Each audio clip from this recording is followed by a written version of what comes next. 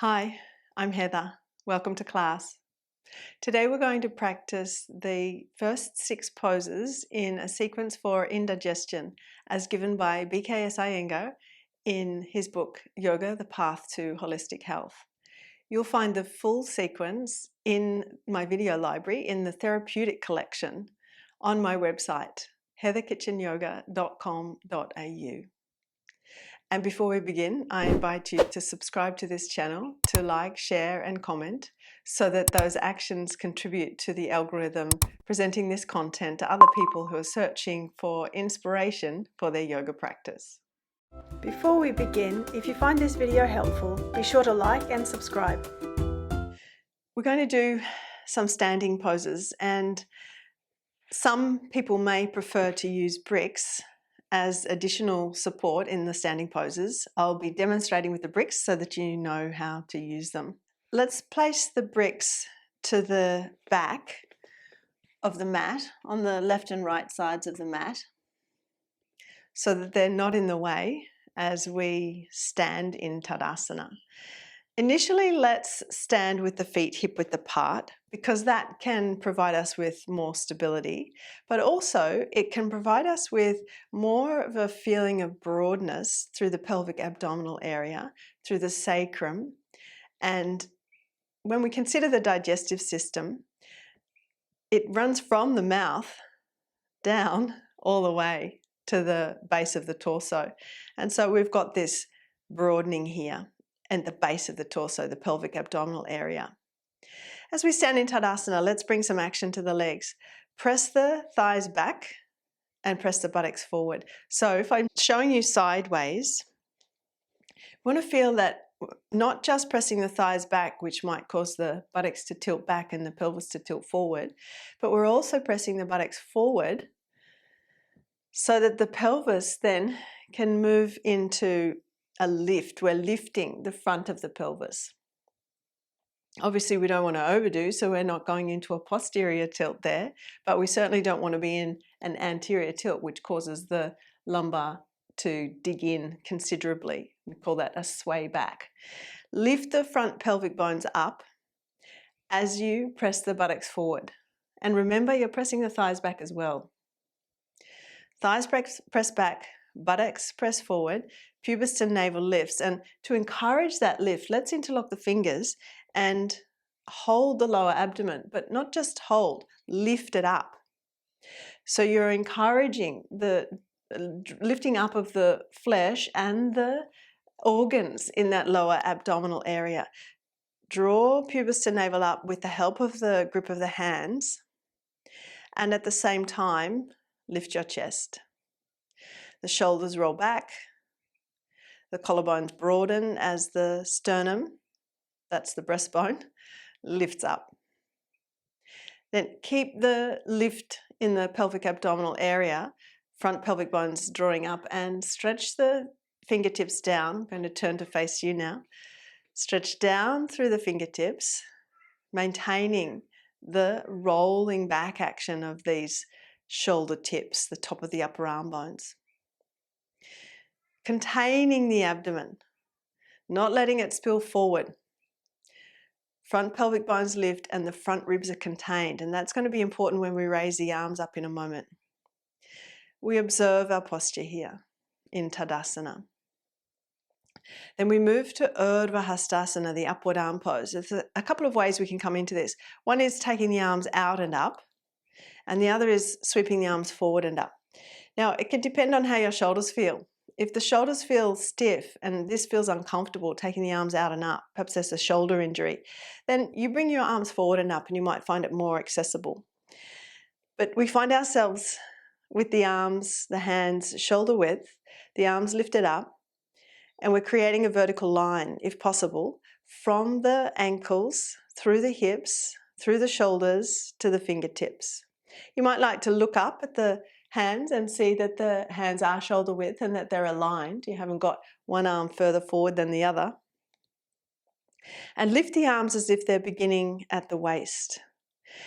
So from here, you feel the entire circumference of the rib cage lifting up away from the pelvis and the pelvis, particularly the back rim of the pelvis, moving down away from the back ribs.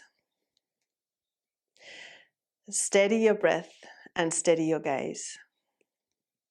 Then we can take the arms out and down or forward and down as we come out of the pose. That was Urdhva Hastasana, the upward arm pose. Now we do Urdhva Baddha Hastasana, fingers interlocked. Sometimes we refer to this as Urdhva Baddha. Urdhva means upward. Baddha, the bound finger pose. Fingers are zipped all the way up to the webbing, and we can bring the knuckles onto the crown of the head. Press the crown up into the knuckles so you feel your neck lengthen, and draw the elbow tips back. So then you start to feel your shoulder blades. If the elbows are forward, perhaps there's not as much awareness of the shoulder blades, but when you squeeze the elbow tips back, can you feel your shoulder blades engage onto the back, into the back? The outer edges of the shoulder blades, squeeze them in more towards the midline. Then press the lower tip of the shoulder blades forward to the chest to help lift the chest. Inhale your arms up to straighten the elbows, squeeze the elbow tips in, and if you do feel tight in the shoulders, you can let the arms be forward somewhat, but do keep the elbows straight. Then try to work towards bringing the forearms back. Again, if I'm to turn sideways, thighs are pressing back, buttocks are pressing forward, tailbone is lengthening down, pubis to navel is lifting up, the front pelvic bone is lifting up, the back rim of the pelvis is moving down. If the back rim of the pelvis was not moving down, we'd be in our lumbar sway there. As the back rim of the pelvis moves down, draw the back ribs up away from the back of the pelvis. Then exhale, the arms down. Let's swap the interlock of the fingers. And rather than starting with the knuckles on the crown of the head, we'll press the palms forward and look at the elbows and see elbows are straight. Don't shortchange yourself by having the elbows bent. Press the palms forward, squeeze the elbow tips in. Maintain that, inhale, arms up without letting the back ribs shrink down. Can you keep the back ribs lifting up away from the back of the pelvis and move the back of the pelvis down away from the back ribs? And that requires some tone in the lower abdomen. Draw the pubis to the navel up. Breathe smoothly. Exhale, arms forward and down. Bring your legs together now. We'll stand in Tadasana, legs together. Spread the toes well. And again, press the thighs back, buttocks forward. Stretch to the fingertips. We're going to be taking the arms and legs wide for Trikonasana, triangle pose. And commonly in Iyengar Yoga, we jump the arms and legs wide. It looks like this. Now, there'd be a reason why, or a number of reasons why, you may not jump and you may step instead. But either way, the arms and the legs expand to take up space. The reasons why you might not jump include problems in the ankles, the knees, the hips, the lower back, pregnancy, or perhaps even menstruation. Just a few reasons there. You choose if you want to step or jump from Tadasana, taking the arms and legs wide. Inhale. Exhale. Bring the feet out underneath the hands so that you're taking up the majority of your mat. And as you look at the feet, you might see, I can notice my right foot's further to the back edge of the mat than the left. So I'm going to readjust there. Now I'm going to mirror you. Let's turn the right thigh and right foot out, left foot in for Trikonasana, triangle pose. You'll know if your right thigh's turned out well enough when you look at the knee and you bend the knee and you see the knee traveling the same direction as the toes. If it's not turned out enough, your knee will start to roll forward. So do keep that thigh turning out, straighten both knees, inhale. Exhale, then tilt your pelvis over the right thigh bone so that you can come over the leg into Trikonasana, triangle pose. As this right thigh bone's feeding into the pelvis, then you rotate the pelvis over. Can you take the left side of the pelvis over the right side? And press back the left thigh, the left shin, plug the left heel down strongly. As you press into the left heel, peel the left pelvic bone up, away from the right groin. Left pelvic bone lifts up away from the right groin, bringing broadness and tone to the lower abdomen. Then rotate the left chest up. Look up.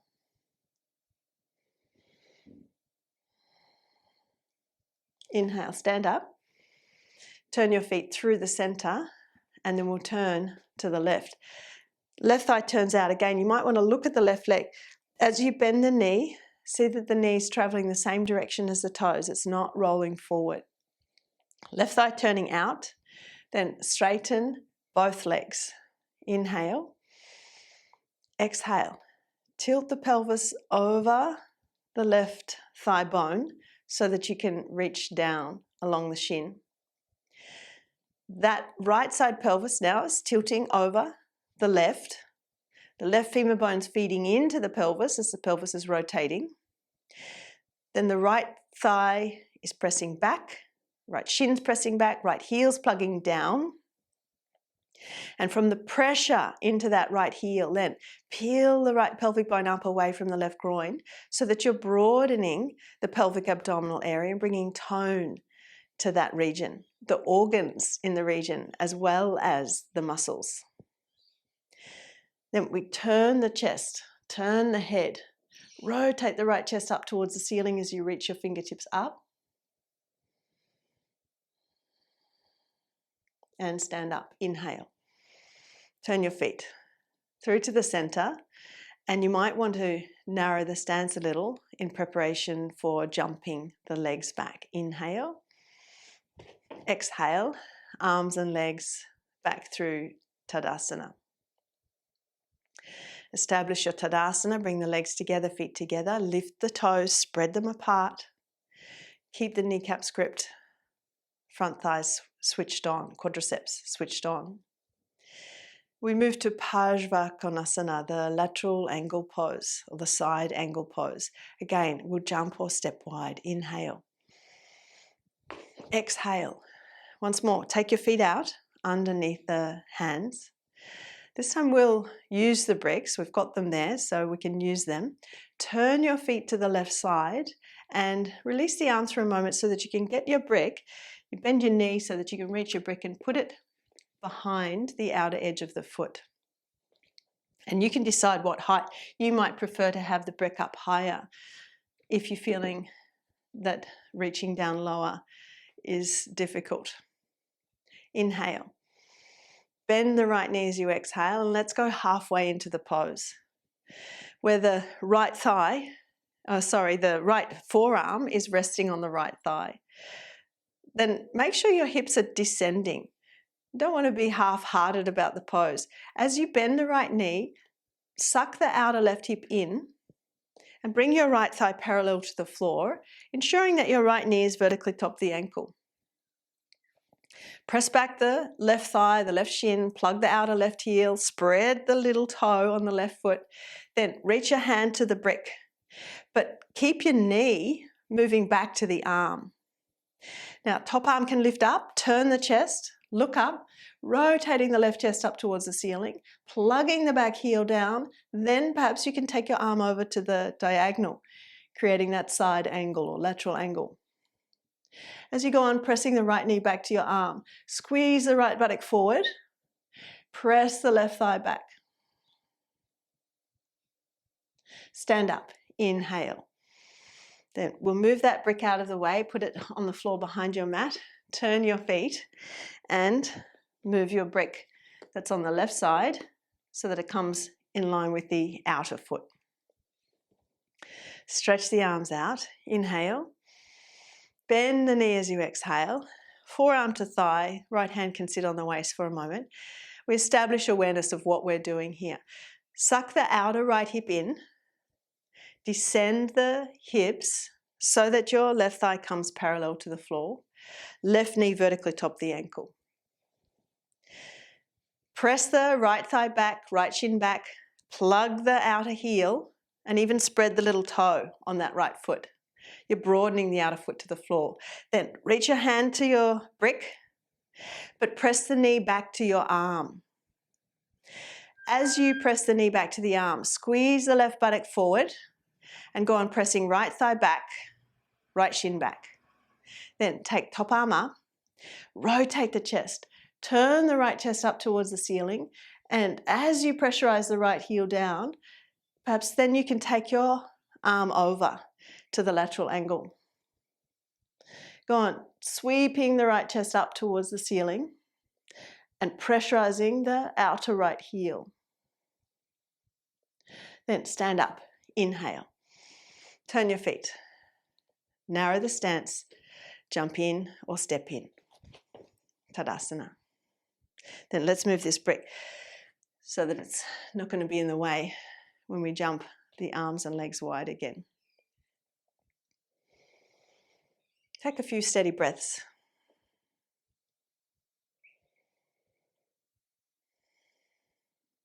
The next pose is Ardha Chandrasana. It is a balancing pose, and often when we're trying to hold a pose, it's a balance that can be a little bit of a challenge, which is often really great, but because we're wanting a bit more of a therapeutic experience here, so that we can stay in the pose and reap the benefits of broadening the pelvic abdominal area, lengthening the digestive system, we're going to use the wall and we'll be plugging the top foot into the wall.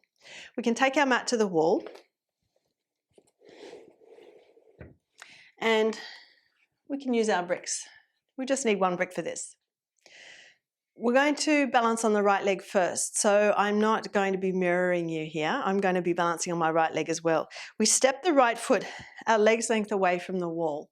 Now, you can sit down on the floor and measure that with your legs on the floor. However, you can also just make an adjustment once you've tried to step the leg up. So you step the leg up and you find out, are you too close? Are you too far away? Do you need to readjust where the right foot is? And already I've got the right hand on the brick. Now you can have a taller brick. The only thing with having a tall brick, particularly in this balancing pose, is that it's not so stable. If you can manage with a blade-shaped brick, that may feel more stable. Then step your left foot up the wall, keeping the right thigh turning out.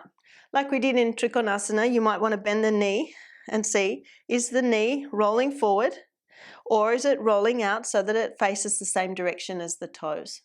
Then as you straighten the right leg, keep that thigh turning out as if you're trying to roll the right buttock to the left.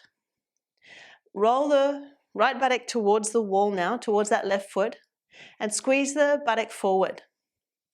Lengthen your tailbone to your left heel, and then zip the navel up from the pubis. Rotate the left pelvic bone up away from the right groin so that you're broadening and toning the pelvic abdominal area. Top arm lifts up, and as you lift the arm, use that to help the chest, but then you rotate the chest. Can you turn your left chest up towards the ceiling? Get steady there. Breathe smoothly.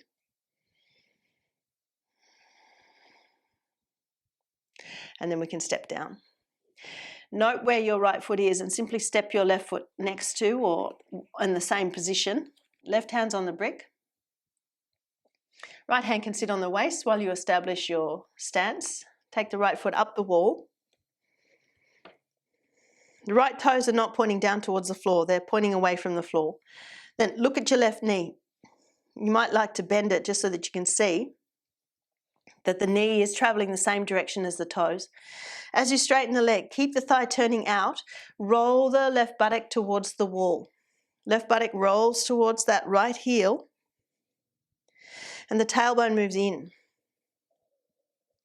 As the tailbone moves in, you'll find it easier to bring in the tone to the pelvic abdominal area.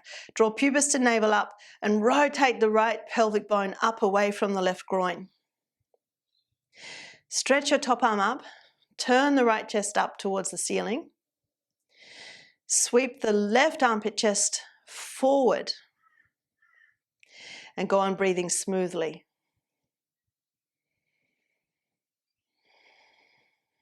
And then we can come down and out of the pose.